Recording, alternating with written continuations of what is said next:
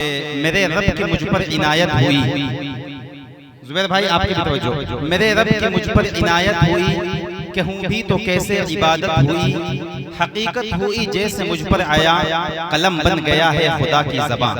شاداب بھائی اب جب قلم خدا کی زبان بنتا ہے تو کیا لکھ پاتا ہے؟ دیکھیے، میرے رب کی مجھ پر عنایت ہوئی، کہوں بھی تو کیسے عبادت ہوئی، حقیقت ہوئی جیسے مجھ پر آیا، قلم بن گیا ہے خدا کی زبان۔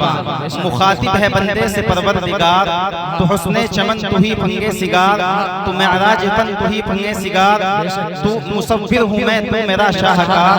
مخاطب ہے بندے سے پروردگار، یہ صبح یہ شام یہ دن اور رات، یہ رنگین دلکش ہنسی کائنات، میری عظمتوں کا حوالہ ہے تو ہی روشنی ہے اجالا ہے تو، فرشتوں سے سجدہ بھی کروا دیا کہ تیرے لیے میں نے کیا نہ کیا، یہ دنیا جہاں بزم آرائیاں، یہ محفل یہ میرے یہ تنہائیاں، فلک کا تجھے شامیانہ دیا، زمین پر تجھے آب و دانہ دیا، ملے آب شاروں سے بھی حوصلے، پہاڑوں میں تجھ کو دیے راستے، یہ پانی ہوا یہ شمس و قمر، یہ موجے رواں یہ کنارہ بھمر، یہ شاخوں پہ غنچے چٹکتے ہوئے، فلک پہ ستارے چمکتے ہوئے، یہ سبزے یہ پھولوں بھری کیاریاں، یہ پنچھی یہ اڑتی ہوئی تتلیاں، یہ شعلہ یہ شبنم یہ مٹی یہ سنگ، یہ جھرنوں کے بجتے ہوئے جل درنگ، اور یہ سردی یہ گرمی یہ بارش یہ دھوپ، یہ چہرہ یہ قد اور یہ رنگ و روپ، درندوں چرندوں پہ قابو دیا،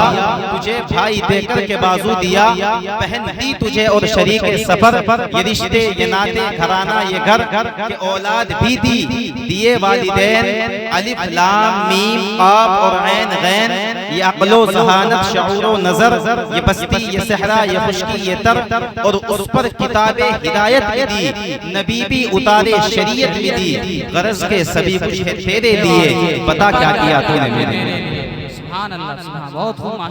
نبی بھی اتارے شریعت بھی دی، غرض کے سبھی کچھ ہے تیرے لیے، بتا کیا کیا تو نے میرے لیے۔ حاضرین محفل پروگرام آگے بڑھتا ہے، اور اس وقت میں مولانا مفتی محمد توفیق صاحب دامت برکاتہ العالیہ سے درخواست کروں گا کہ حضرت والا تشریف لائیں اور اپنے تاثرات کا اظہار فرمائیں۔ نحمده ونصلي على رسوله الكريم اما بعد فاعوذ بالله من الشيطان الرجيم بسم الله الرحمن الرحيم يا أيها النبي قل لأزواجك وبناتك ونساء المؤمنين يدنين عليهن من جلابيبهن صدق الله العظيم۔ نہ دیکھیں گے انہیں ہرگز نہ دیکھیں گے، نہ دیکھیں گے انہیں ہرگز نہ دیکھیں گے، کہ جن کے دیکھنے سے رب میرا ناراض ہوتا ہے۔ ماشاءاللہ۔ حاضرین محترم اور پردہ نشی ہماری مائیں بہنیں اور بیٹیاں، آج کا یہ ہمارا پروگرام تعلیم نسواں کی بنیاد پر منعقد ہوا، اور حکم یہ دیا گیا کہ نسواں کے تعلق سے کچھ بات کی جائے، تو پروگرام بہت اچھا چل رہا ہے، لیکن ہماری مائیں اور بہنوں کی آواز پنڈال میں کچھ زیادہ آ رہی ہے، اس لیے میں اپنی ماں اور بہنوں سے گزارش کر رہا ہوں کہ آپ سنجیدگی کا ماحول بنائے رکھیں، یہ پروگرام آپ کے لیے سجایا گیا ہے۔ اللہ رب العزت نے عورت کو بہت اونچا مقام دیا ہے۔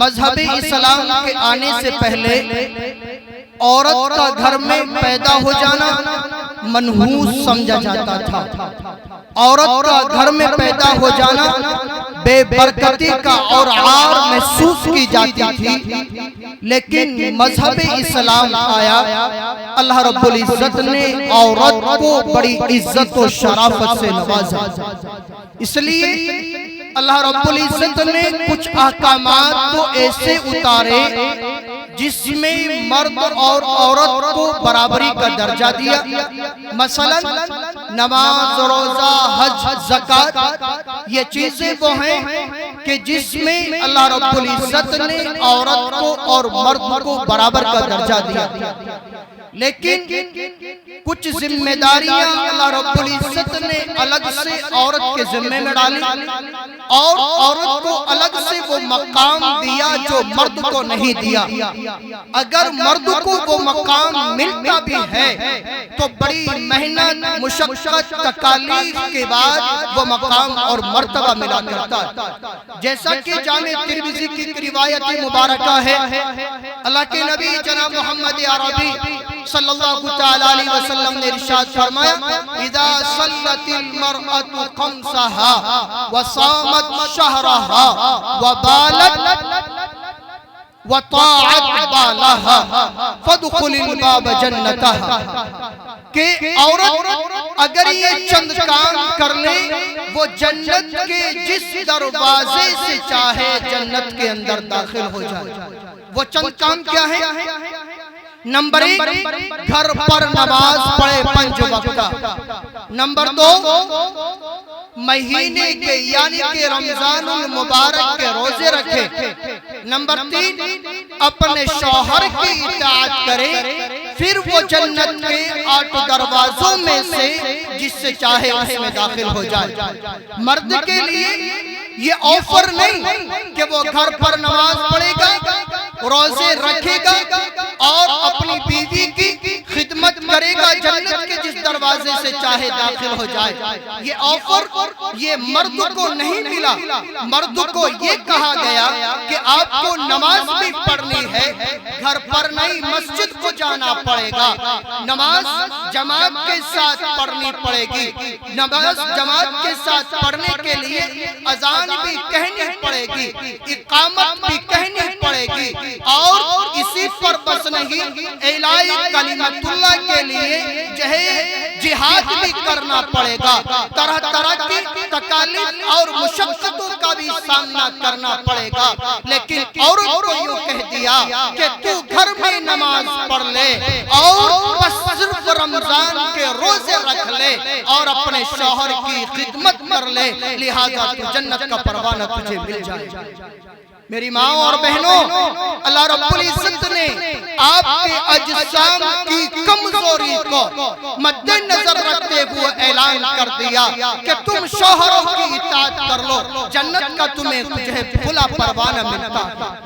لیکن حالات کا مشاہدہ کہ آج کے اس زمانے میں عورتیں ماڈرن ہوتی جا رہی ہے، بے پردگی کا اہتمام کرتی جا رہی ہے، نمازوں کو بالائے طاق رکھتی جا رہی ہے اور اپنے شوہروں کی بڑی نافرمانیاں کرتی ہے، اور اپنے گھر میں اپنے باپ کی غربت کو برداشت کر لیتی ہے، لیکن اگر شوہر کی غربت کی بات آتی ہے، اگر وہاں ذرا سی کمی آ جاتی ہے، اس کو برداشت نہیں کر پاتی، اور یوں کہتی ہے بڑی بوڑھی عورتوں کو ہم نے کہتے ہوئے سنا کہ جس دن سے میں اس گھر میں آئی تھی کیا دیکھا میں نے سوائے چند چیزوں کے، یعنی کہ 2 ٹھیکرے، 2 لیترے اور 2 چتھڑوں کے سوا دیکھا میں نے کیا۔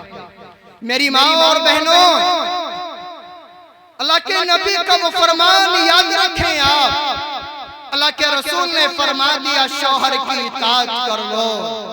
حضرت فاطمہ رضی اللہ تعالی عنہا ہم سب ان کی بیٹیاں ہیں، وہ جنت کی تمام عورتوں کی سردار ہوگی۔ ایک مرتبہ حضرت نبی کریم صلی اللہ تعالی علیہ وسلم حضرت فاطمہ کے گھر تشریف لے گئے، دروازہ کھٹکھٹایا، فاطمہ کو کہا فاطمہ میں تیرا ابا محمد آیا ہوں، دروازہ کھولیے گا۔ فاطمہ نے کہا ابا اندر آنے سے پہلے آپ اپنی چادر کو اندر پھینک دیجئے اور اس کے بعد آپ اندر تشریف لائیے، کیونکہ میرے پاس پورا جسم چھپانے کے لیے چادر نہیں ہے، چادر ابا نے اندر ڈال ڈالی، اس کے بعد آپ اندر گھر میں تشریف لے گئے۔ کہاں گئی وہ ہماری مائیں اور بہنیں جو یوں دعویٰ کرتی ہے ہم فاطمہ کی لاڈلی ہیں، ہم فاطمہ کا نام لیوا ہیں، ہم فاطمہ کے جھنڈے کے تلے جنت میں اپنا مسکن اپنا گھر بنانا چاہتی ہے۔ کہاں گئی وہ ہماری بہنیں، کہاں گئی وہ ہماری مائیں، کہاں گئی وہ ہماری بچیاں قناعت کرنے والی؟ میرے سامنے ہمارے مدرسے میں ایک لڑکی آئی، مولانا جاوید صاحب گواہی اس بات پر، اس بچی نے آ کر یوں کہا مفتی صاحب مجھے طلاق چاہیے اپنے شوہر سے۔ مسئلہ پوچھنے آئی، ایک بچے کی ماں ہے وہ، کہا مجھے طلاق چاہیے اپنے شوہر سے۔ میں نے کہا میری بہن وجہ کیا ہے طلاق لینے کی؟ اس بچی نے، اس میری بہن نے مجھے یوں جواب دیا کہ جی میرا شوہر مجھے موٹے والے چاول کھلاتا ہے باریک والے نہیں۔ کہاں ہے وہ ہماری بچیاں؟ حضرت فاطمہ رضی اللہ تعالیٰ عنہا نے تو بھوکا اپنے پیٹ کو رکھ کر چکی چلا کر اپنے شوہر کی عزت و آبرو کو داغدار نہیں کیا، اپنے شوہر کی عزت کو پامال نہیں ہونے دیا۔ ایک مرتبہ کی بات ہے، حضرت ابو بکر صدیق رضی اللہ تعالیٰ، جامع ترمذی اور سنن ابی داؤد کی روایت نقل کر رہا ہوں، حضرت ابو بکر صدیق رضی اللہ تعالیٰ اپنے گھر سے دوپہر میں باہر تشریف نکلے، دیکھا کہ نبی کریم صلی اللہ علیہ وسلم بھی تشریف لے آئے۔ پوچھا آپ نے ابو بکر اس وقت میں گھر سے باہر کیوں آئے ہو؟ کہا یا رسول اللہ بھوک کی پیٹ میں نڈھال کر دیا، 3 دن سے گھر میں کوئی کھانا نہیں، لہذا اس لیے بھوک کی وجہ سے گھر سے بے تاب ہو کر نکل آیا۔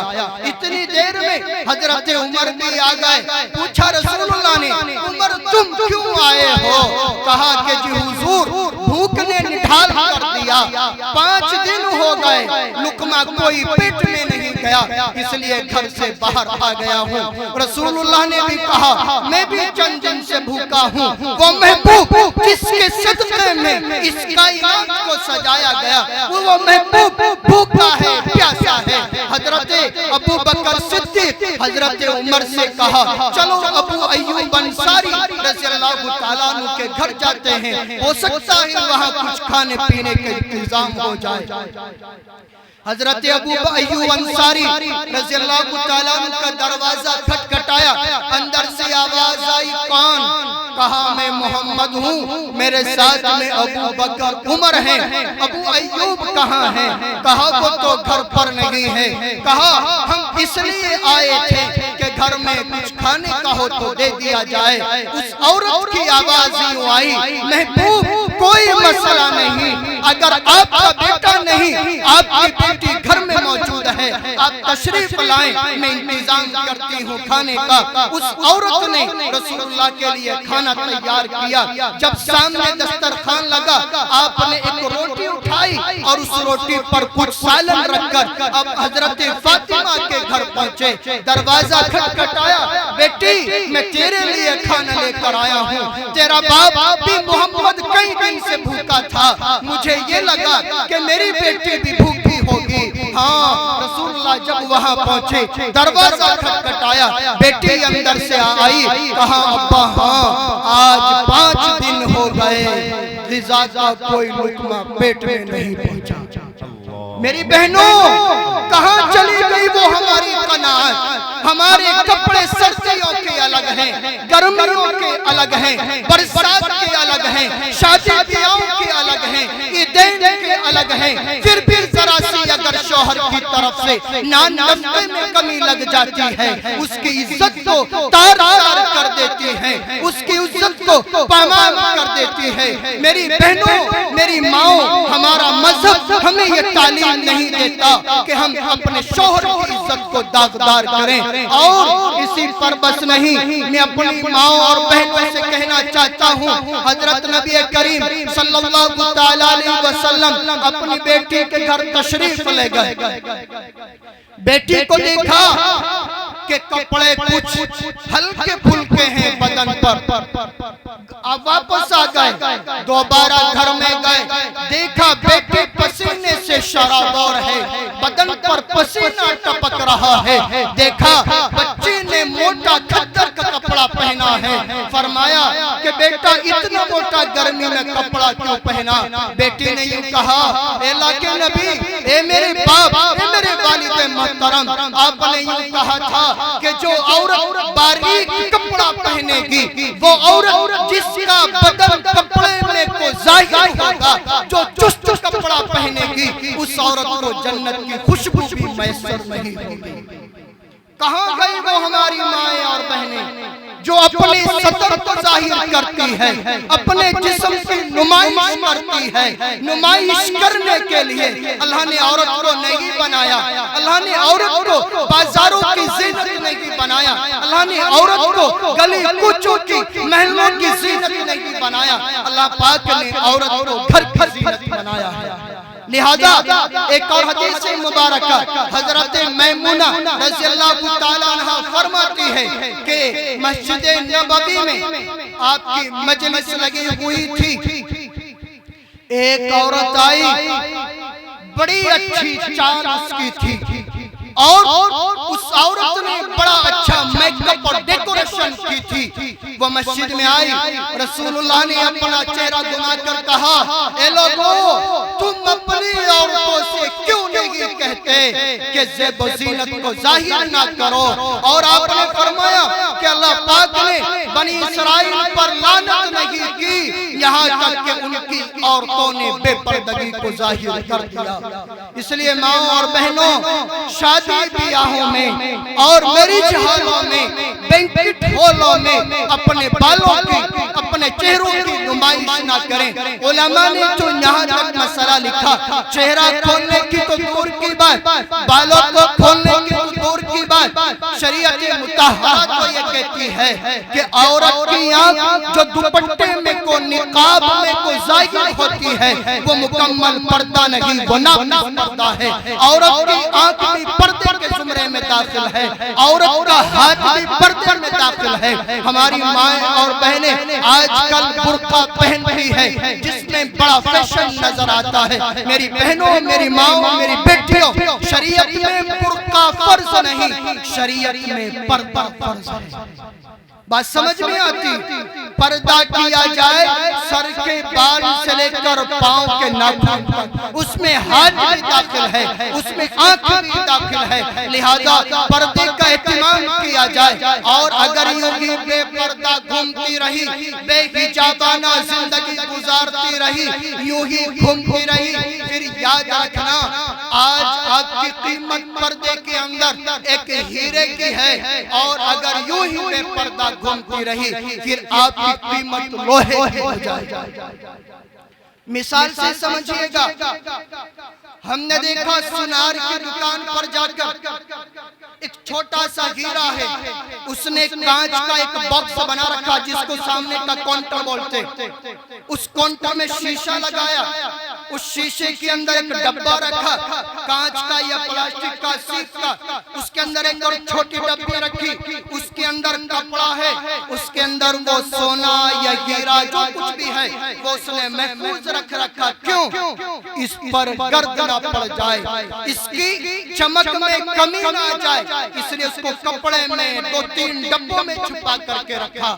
یہی مثال ہے عورت کی۔ اور باہر ہم نے دیکھا کہ باہر لوہے کے دکانوں پر سریا باہر پڑا رہتا ہے، بارش میں، بوند میں، گرد و غبار میں، اس کی قیمت پر کوئی فرق نہیں پڑتا۔ وہ مثال ہے مرد کی۔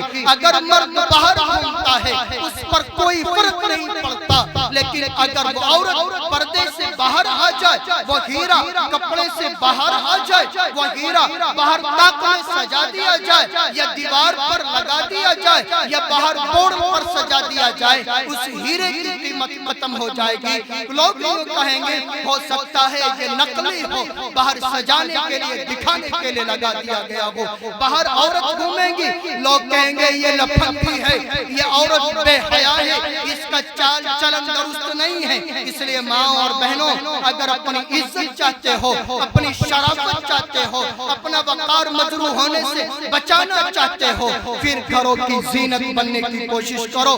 بازاروں کی زینت کے لیے آپ کو اللہ نے نہیں پیدا کیا۔